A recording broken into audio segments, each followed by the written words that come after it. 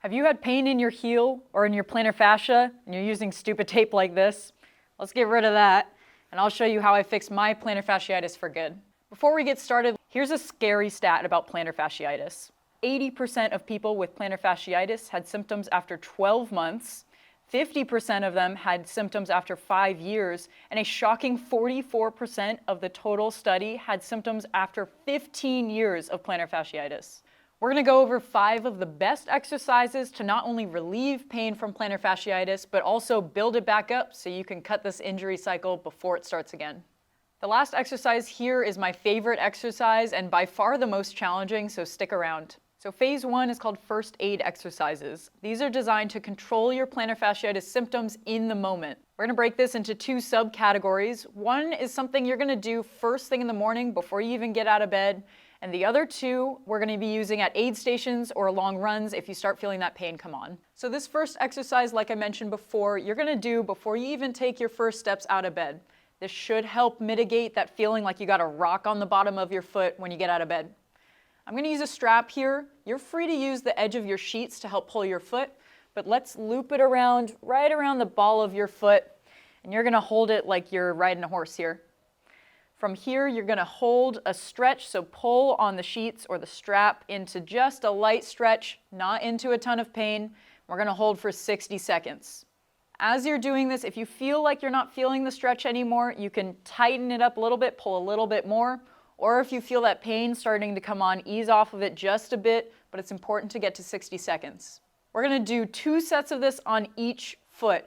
So even if you're only feeling it on one side, I want you to do it on the other side too, since we're building you up from the ground up. Next, we're going to get into that subcategory of aid station exercises. So these are things you can do on trail or on the path, or you can do them at home before or after your run. First up is our self-massage. So we're going to use something. I actually saw a video where somebody put their foot on top of their trekking pole, but these are really expensive, so we're going to use something else.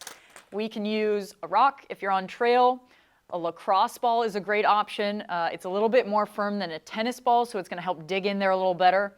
Or you can use a stick. So this is just a simple dowel. Broom handle will work as well. So I'm going to use the lacrosse ball to demonstrate, but again, you can use any of those implements. In our first position, you're going to put it right around the ball of your foot, but just under it. So in between the arch and the ball of your foot. From here, put most of your body weight into it. It's going to feel like a pressure point. I want you to hold for 30 seconds. Next step, you're going to move the ball or rock or stick all the way towards where you feel that heel pain. You're going to put a little bit less pressure on there, but I still want you to put pressure and hold for 30 seconds. Don't go into pain. It should hurt good, not bad. Last, we're going to roll in between those. So this is the really feel-good part. Slowly rock in between those 2 spots. You can focus a little bit more on where it feels tight. And I like to get into the inside of the arch as well, since those muscles often overcompensate for the plantar fasciitis pain. So you can go along basically where your big toe bones are as well. Roll around through there as long as it feels good. I like to do about a minute, and then I'll switch sides and do the same thing. So again, we're going 30 seconds right below the ball of the foot, 30 seconds right where you feel that heel pain, and then about a minute rolling in between the 2 with an optional add of rolling on the inside of the arch as well. So this next exercise is going to feel really weird. It's going to feel like you're shaking hands with your foot. I've seen this exercise in some places on the internet, but they often show it without a few key parts, so we're going to put it all together to make it the most effective. So we're going to get into our starting position here by interlacing your fingers with your toes. So I would recommend getting your toe to the web of your finger and then pulling your finger down with your other hand. It's going to feel like it doesn't fit. It'll fit, but you really want to yank on your other fingers to get it all the way down into the toe webs here. The pinky toe for me is definitely the hardest, but here we go.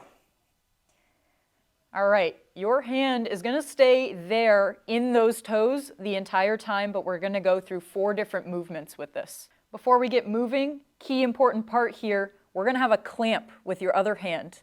So other hand is going to go on top of your arch, web of the thumb goes on top of the arch, wrap your fingers around and clamp it down. Your clamp hand does not move. This is important. So our first movement here, we're going to go up and down with the toes.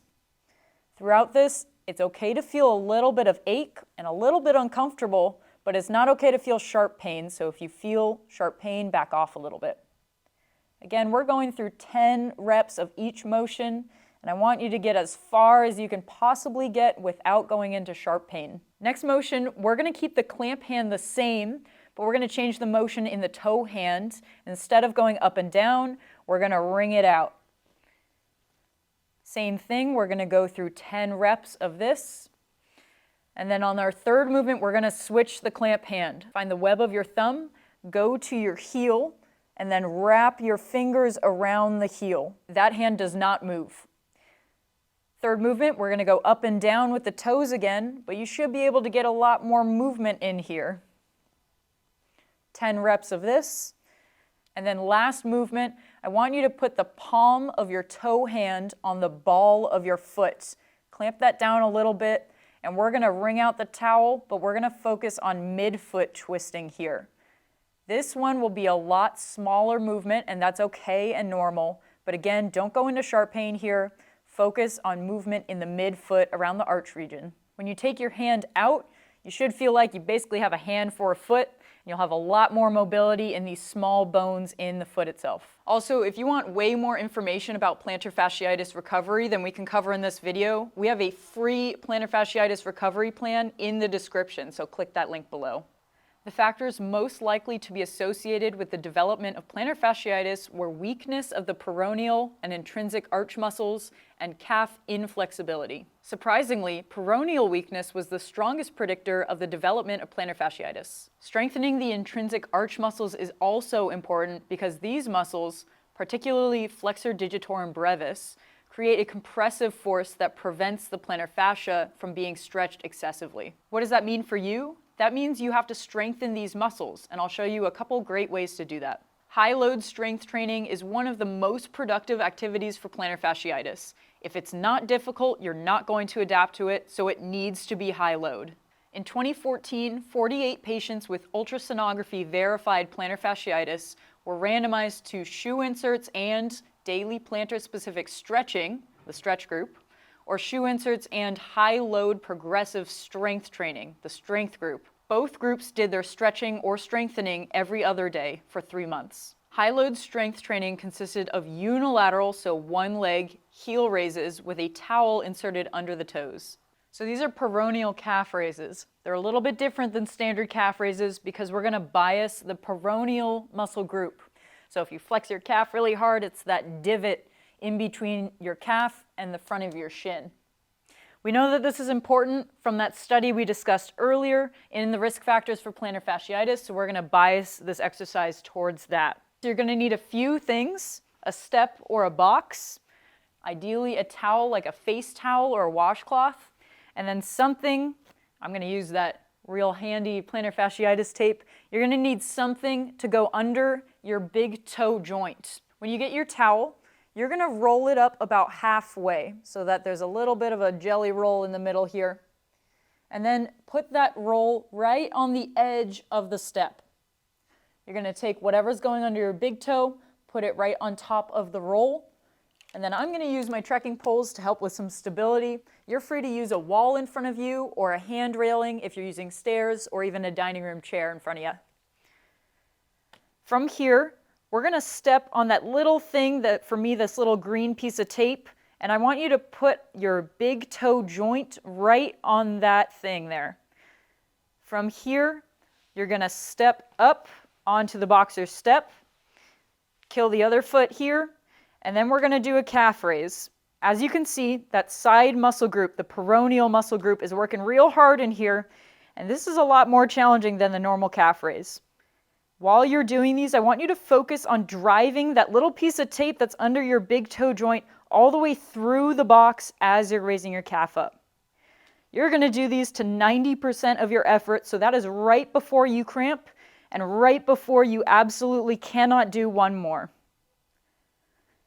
If you're finding it's taking forever to get to 90%, you can add some load, either by using a heavy loaded backpack or a barbell or a gym machine.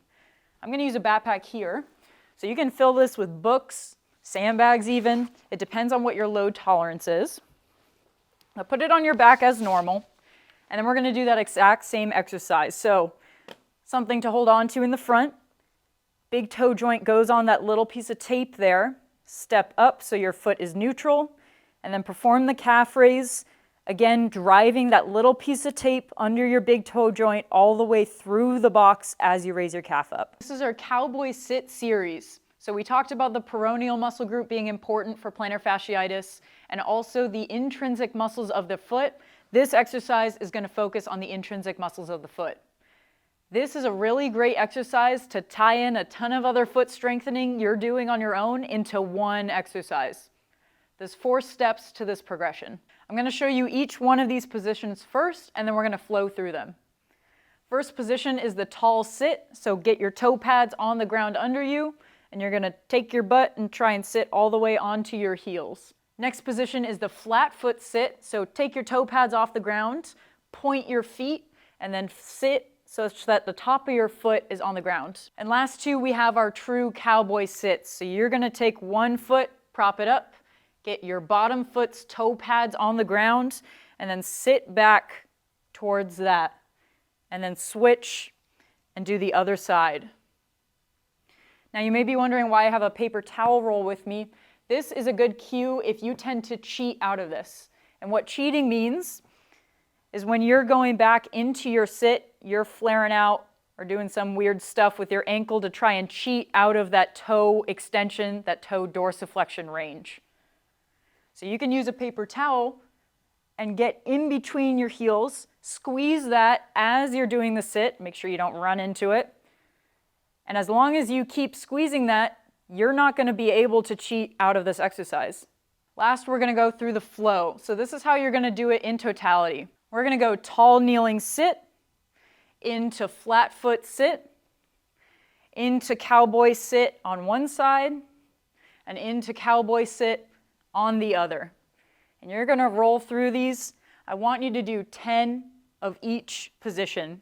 So you'll do 10 rounds of each of these 4.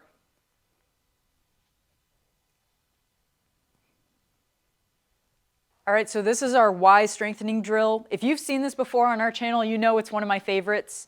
And you don't need a fancy grid like we put out with tape here. You can use something like trekking poles to give yourself a target, but it's important that you have a target. So trekking poles work great. You can also put like a sock or something right at the end of where this tape would be. So to do this, we're going to use one leg as our stance leg, and we're going to do all of our reps on this leg before we switch to the other one. So first, we're going to go diagonal back. During this whole exercise, I want you to keep your stance leg very stable. You're not allowed to cave your knee in like this. This is called knee valgus. That is anti-stability. We want stability, so keep it straight like this. From here, stand on one leg. Again, no wobbles, no knee valgus. And we're going to go back as far as you can and tap just your big toe, come back up. You can see even I'm a little bit wobbly on this. The fight actually helps build strength in the hip and the lower muscles of the leg, so that is okay. You're going to do 5 reps of this and then switch directions to the front. For the front, same thing, stance leg is very stable, no knee valgus, that's no bueno. We're going to tap with the toe, not the heel. Heel, way too easy for you guys. We're going to go big toe as far as you can without lifting up your back heel. So entire foot stays on the ground, toes pointed, forward, tap, and up. Again, 5 reps of this. And then for our last challenge, I'll move my pole here so you can see. For our last challenge here, this is the hardest one. Stance leg stable as usual. And we're going to take this leg and actually go behind, kind of like, I think this is called a dragon squat on TikTok. You're going to go all the way behind. It's totally okay if you wobble on this as long as you stay stable. Tap the foot, come back up. Again, if you can get 5 reps without falling over, that's ideal. And then you're going to go through that entire routine 3 to 4 times. So what determines 3 or 4 sets is your ability to do this well. So if you're on set 3 and you notice you're like doing this stuff or falling over, that's your last set. If you're on set 3 and you still feel pretty stable but things are burning, do a 4th set. If you want more information about plantar fasciitis, we have tons of other videos. Check them out here.